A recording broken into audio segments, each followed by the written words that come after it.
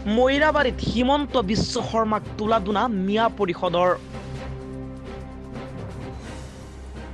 আজি মইৰাবাৰীত মিয়া পৰিষদৰ কেন্দ্ৰীয় সাংগঠনিক সম্পাদকে সংবাদমেলত হিমন্ত বিশ্ব শৰ্মাক সকীয়াই দিয়ে যে বৃহত্তৰ অসমীয়া জাতিৰ বৃহত্তম অংগ মিয়া জনগোষ্ঠীক টাৰ্গেট কৰি কোনো মন্তব্য নকৰিবলৈ। ডাঙৰীয়াই জাগিৰোডত কৈছে চাচা মামাৰ ভোট নালাগে। তেওঁৰ পৰা আমি জানিব বিচাৰিছোঁ চাচা মামা কোন সম্প্ৰদায়ৰ পৰিচয়। আৰু আমি জনাত অসমীয়াত মামাক মামা বুলিয়েই কয়। কিন্তু আজি তেওঁলোকে এইটো ক'ব বিচাৰিছে নেকি যে কাৰ জৰিয়তে বিধি ইয়াত সংস্থাপিত কৰি সেই বিধিৰ ভোটত অনাগত দিনত তেওঁলোকে নিৰ্বাচনত অৱতীৰ্ণ হ'ব বুলি আৰু নিৰ্বাচনত জয়ী হ'ব বুলি তেওঁলোকে ভাবিছে নেকি? গতিকে এই কথাবিলাকত হিমন্ত বিশ্ব শৰ্মাৰ এই কথা বতৰাবিলাকত আমি মিয়া পৰিষদে অত্যন্ত দুখ পাইছোঁ আৰু এইটো গৰিহণাৰ যোগ্য। হিমন্ত বিশ্ব শৰ্মা ডাঙৰীয়াই কৈছে যে ডিং মইৰাবাৰী লাহৰীঘাটত অসমীয়াই কান্দিছে। তেওঁৰ এই কথাটো প্ৰৰোচনামূলক, ৰাজনীতিক উদ্দেশ্য প্ৰণোদিত আৰু বিভ্ৰান্তিকৰ মন্তব্যক আমি অসমীয়া পৰিষদে গৰিহণা দিছোঁ। আজি অসমীয়াই কিহৰ কাৰণে কান্দিছে? আজি অসমীয়াক যদি কন্দুৱাইছা তোমালোকে কন্দুৱাইছা। আজি অসমীয়াৰ নিজৰ ন্যায্য প্ৰাপ্তিৰ বাবে, নিজৰ ভাষা সংস্কৃতি ৰক্ষাৰ বাবে ৰাজপথলৈ ওলাই যোৱাত তোমালোকে গুলি কৰি মাৰিছা। আজি সেই শ্বহীদৰ মাতৃসকলক বুকু খালী কৰিছা। আজি সেই শ্বহীদৰ মাতৃসকলে কান্দিছে। আজি মইৰাবাৰী ডিং লাহৰীঘাটত বিভিন্ন জনগোষ্ঠী আমি মিলা প্ৰীতিৰে আছোঁ, ইয়াত কোনো অসমীয়াই কান্দা নাই।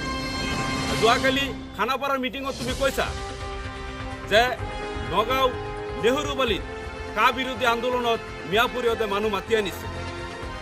তাত আমি স্বতঃস্ফূৰ্তভাৱে গৈছোঁ। কিয় গৈছোঁ? সেই যিটো আন্দোলনত গৈছোঁ, সেই আন্দোলন হৈছে অসমীয়া জাতিৰ অস্তিত্ব, অসমৰ ভাষা সংস্কৃতি, অসমীয়াৰ স্বাভিমান ৰক্ষা কৰাৰ আন্দোলন।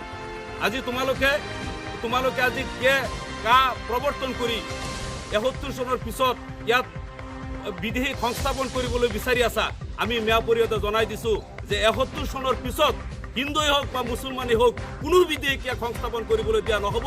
আৰু অমিত শ্বাহ কোৱাৰ দৰে যে কা প্ৰৱৰ্তনৰ ক্ষেত্ৰত এক ইঞ্চি পিছুৱাই নাযায়। আমি সদৌ অসম ছাত্ৰ সন্থা, অসম জাতীয়তাবাদী যুৱ ছাত্ৰ পৰিষদৰ লগতো আমি ঐক্যবদ্ধভাৱে একমতত আমি উপনীত হৈ আমিও ক'ব বিচাৰিছোঁ যে অসমৰ অসমীয়া হিচাপে খিলঞ্জীয়া মিয়াসকলেও আমিও এই অসমৰ ভূমিত ১ ইঞ্চি মাটি বিধেয়ক আমি সংস্থাপন হ'বলৈ নিদিওঁ আৰু আমিও এক ছুটা পিছুৱাই নাহোঁ।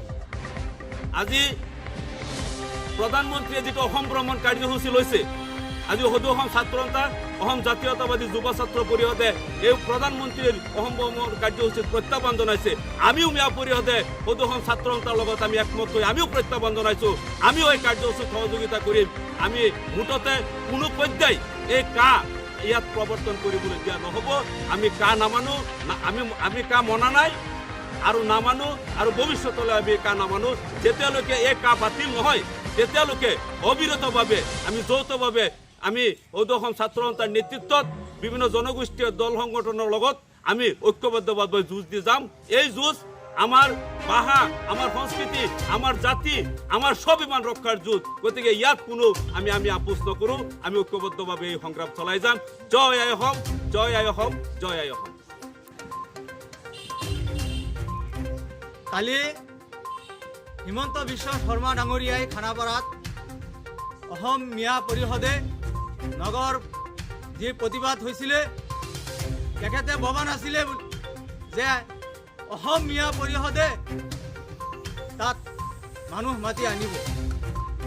তেখেতে কৈছে যে মই ভবা নাছিলোঁ যে নগাঁৱত প্ৰতিবাদ হ'ব আৰু অসম মিয়া পৰিষদে প্ৰতিবাদলৈ মানুহ মাতি আনিব। অসম মিয়া পৰিষদে কিয় মাতি মানুহ নানিব? অসম মিয়া পৰিষদে আজি ২৭টা বছৰ ধৰি সংগ্ৰাম চলাই আহিছে। ২০১৬ চনৰ পৰা কেৱৰ বিৰুদ্ধে আন্দোলন চলাই আহিছে। আজি কাৰ বিৰুদ্ধেও আন্দোলন চলাই আহিছে। বৃহত্তৰ অসমীয়া জাতিৰ বৃহত্তম অংশীদাৰ হিচাপে অসমৰ প্ৰতিটো জাতি জনগোষ্ঠীৰ জাতীয় সংগঠনসমূহৰ লগত একত্ৰিতভাৱে মিয়া জনগোষ্ঠীও আজি ওলাই আহিছে, ওলাই আহিবই। শেষ বিন্দু তেজ থকালৈকে এই কেৱৰ কাৰ বিৰুদ্ধে মিয়া পৰিষদ যুঁজি যাব। কাৰণ মিয়াসকল বৃহত্তৰ অসমীয়া জাতিৰ বৃহত্তম অংশীদাৰ খিলঞ্জীয়া হয় আৰু খিলঞ্জীয়া অসমীয়া হয়।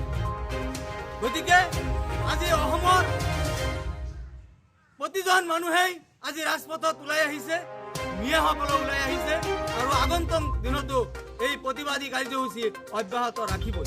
আমি অসমৰ গোটেই অসম জুৰি মিয়া পৰিষদে বিভিন্ন কাৰ্যসূচীৰ জৰিয়তে প্ৰতিবাদ সাব্যস্ত কৰি আহিছে। গতিকে কোনো মিয়া পৰিষদে কোনো পৰ্যায় এই কাম মানি নলয়। গতিকে বিজেপি চৰকাৰে যি ধৰণেৰে যি কথাই নকওক, হিমন্ত বিশ্বই যি ধৰণেৰে কথা নকওক, আমি কিন্তু আগুৱাই যাম আৰু এই কা বাতিল কৰামেই এই কা আমি নামানো এই কথাই আজি আমি এই সংবাদ মেলৰ জৰিয়তে মোইৰাবাৰীৰ পৰা খালিদ আহমেদৰ ৰিপৰ্ট, অসম নিউজ।